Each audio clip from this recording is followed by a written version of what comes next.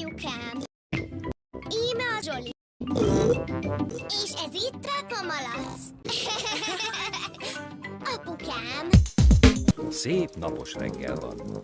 Peppa és Zsoli biciklizni megy. Milyen gyönyörű tök, Papa Malac! Papa Malac nagyon büszke a tökre. Indul.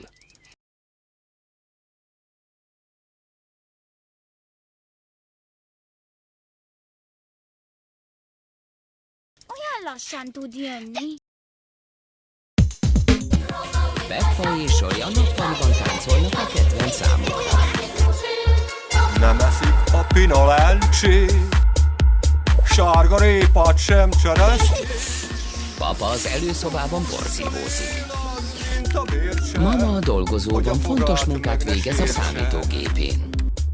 Hogy a fogát meg ne sértse, meg ne sértse. Ó, Ó, mama, sötét lett.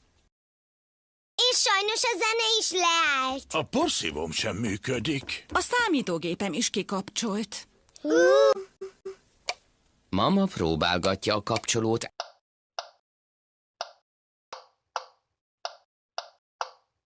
Biztos áramszünet van.